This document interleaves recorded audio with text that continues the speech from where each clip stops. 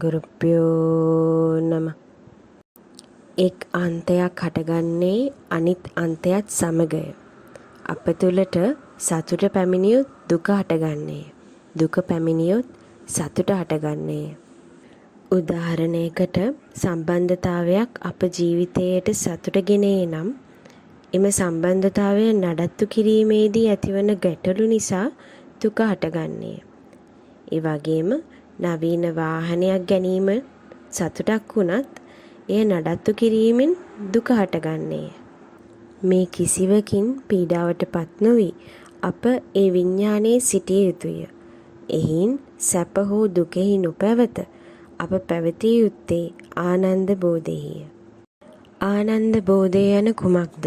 එය හැඟීම් හඳුනාගෙන එයට නොගැටී යන මට්ටමක් නොවේ. එය කිසිසේත්ම හැඟීම් ඇති නොවන මට්ටමකි.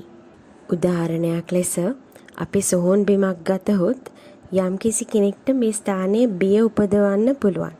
මෙම හැඟීම බහුතරයකට පොදුයි. නමුත් තව කෙනෙකුට මෙම ස්ථානයෙන් රැකියාවක් උත්පාදනය කළ හැකිය. ජීවත් වීමට එය ඔවුන් කරයි. මල සිරුරු ලැබුණොත් පමණක් ඔවුන්ට පුළුස්සා ඔවුන්ගේ කාර්යය කළ හැකිය. මෙම අවස්ථාවේදී හැඟීම් කිසිසේත් සම්බන්ධ නොවේ. එලෙසම මෙවැනි හැඟීම් විරහිත තත්ත්වය තුළ සහ ජීවිතයේ ඕනෑම වාතාවරණයක් තුළ අප සොයන සම්පූර්ණ ස්වාධීනත්වය සහ නිදහස මෙම ආනන්ද මට්ටමෙහි පවතින්නේය. එම මට්ටමට ආ කෙනෙක් චලනය නොවී ජීවිතයේ සෑම දෙයක් හරහා ගමන් කරයි. විඤ්ඤාණය මත පදනම්ව මේ ආකාරයෙන් ඉදිරියට යාමට පටන්ගත් විට එතැන් සිට ආනන්දය ආරම්භ වේ. මෙයින් අදහස් වන්නේ අප රොබෝ කෙනෙක් වගේ මෙලොව සැරිසරන බව නොවේ. එයින් අදහස් වන්නේ ඕනෑම වාතාවරණයක් දෙසට එය ස්පර්ශ නොකර ඉදිරියට යා හැකි මට්ටමක්ය. මෙම යථාර්ථයන් අපට පහදා දී ජීවිතයේ මඟ පෙන්වා දෙන ගුරුට අප නමස්කාර කරමි.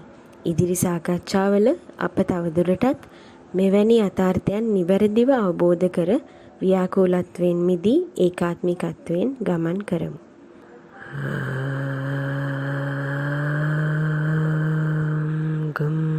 ගුරුප්පයෝ නමः.